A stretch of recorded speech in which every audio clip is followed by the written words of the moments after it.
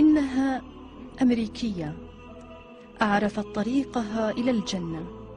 سناء اعتنقت الإسلام في صباها بعد أن كانت ديانتها مسيحية، لكنها كلما تعرفت إلى الإسلام كلما أدركت أنها كانت مسلمة بالفطرة منذ الصغر.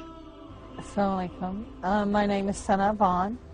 I was born a Christian to a very devout Christian family.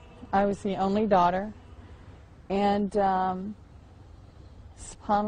I look back in retrospect through my life, and I see even when I was a young child, I was still Muslim. I remember one story of me and my brother. I guess I must have been about 5 years old or 6 years old. And he was outside and he took a knife and he started cutting the tree. And I became just hysterical. I was like, that's God's tree and God's going to be angry with you. And later in life when I did become Muslim, I remember someone telling me about Laylatul Qadr. And if we could see the spirit of the trees, everything would be in sujood during this night. And it just confirmed to me that when I was a small child, how I was Muslim at that time. علمت ضيفتنا دائما بوجود إله، وتضرعت له أن يرشدها للطريق الحق، وأيقنت بثقة أنه لن يخذلها. We've always been devout Christians in the family, practicing Christianity. Every time the church was open, we were at the church. Our mother raised us in the church. And being Southern Baptist people raise their children knowing the Bible, knowing about the religion, and practicing the religion.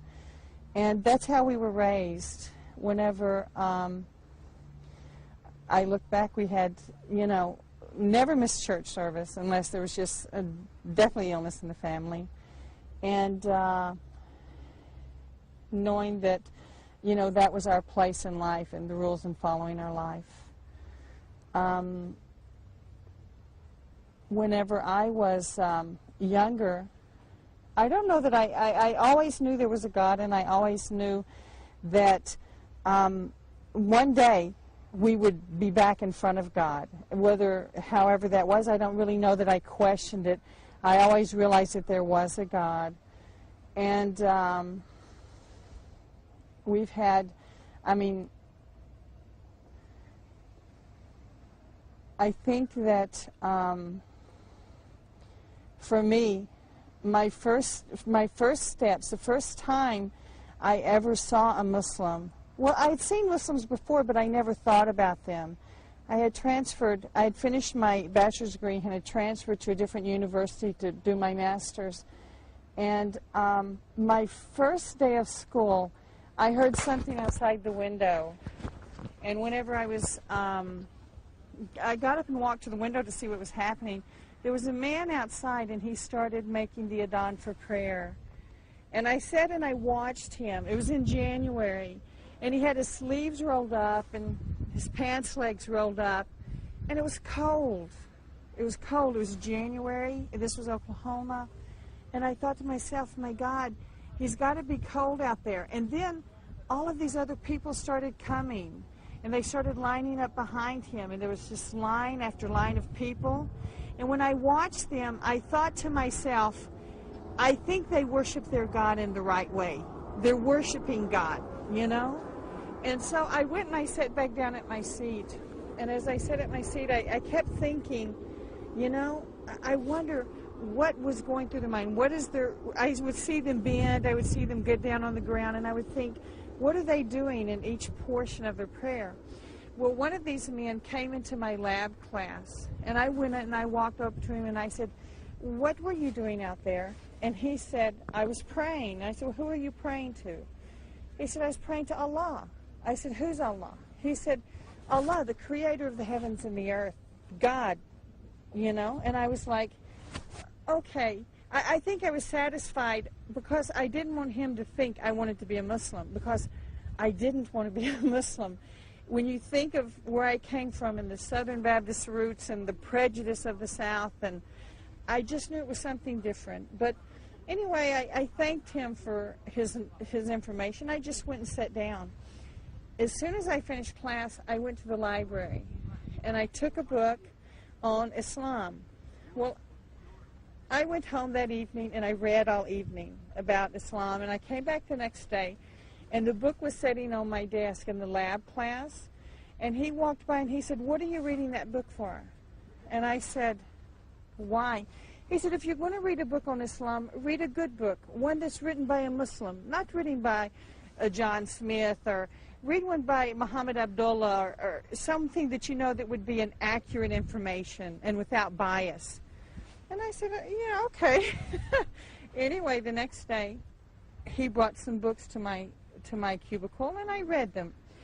And I still didn't want to be Muslim. You know, I was still adamant, but I was still so curious about what Islam was. I had that hunger for it. So I kept reading, and I kept reading. And I found a woman who worked there at the university who was a closet Muslim. She had accepted Islam, but because her husband was Christian, he would not allow her to practice Islam. He would beat her, actually, if he caught her praying. But when she found out I was learning about Islam, she started bringing me books, accurate books on Islam. And so me and her became good friends. Her name was Carol. And we became good friends. And I found out she lived just around the street from me. So we started walking every day after school, and we would talk about Islam. And the more I read about Islam, the more I realized I was already Muslim. I still did not want to become Muslim because I still had the Christian concept of belief is enough. If I just believe something, it's going to be enough for me. I don't have to practice it. I don't have to do whatever. But, of course, the more you learn about Islam, the more you realize that you are responsible for your actions. And actually, one of my friends was Catholic, and she's one of my roommates. And so she was going to fast Lent, which is a 40-day period of fasting for Roman Catholics. But their fasting is completely different. They don't give up food or they don't give up drink. They give up like one thing that they really love. Like to some people it's smoking. They don't smoke for a month. To some people it's a piece of chocolate. So, you know. But, so anyway, during that time I said, okay, I'll give up Diet Coke. I'll fast with you the Diet Coke thing. But I was still looking into Islam. And I think it was during that period of time I became more spiritual, and I really was looking for the roots to Islam. And I remember late one evening, I had been studying for my finals exam, and I had been studying and studying. I had stacks and stacks of books that I needed to know that information. And so I was just, we call it cramming, where I just would just read and read and read. But about 1 o'clock that night, I realized I didn't comprehend anything because my heart is thinking about Islam, And that night, I said, okay, if I just go to bed and I try to get a good night's sleep, I know this, and I'll do good on my test. But when I went and I laid in my bed, I couldn't sleep. My conviction, my heart was thinking about Islam. How can I do it? What will I do? And subhanAllah, I made a little prayer. I just said, oh God, please give me some peace in my heart. This is overwhelming me.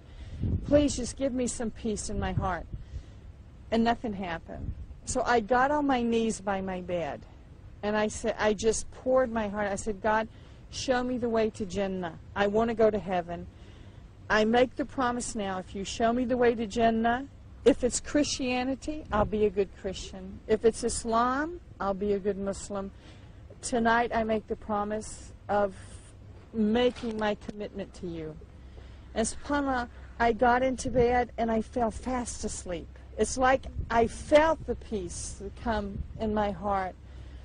I went to sleep. I woke up very early and I went to the school to take my exam. On the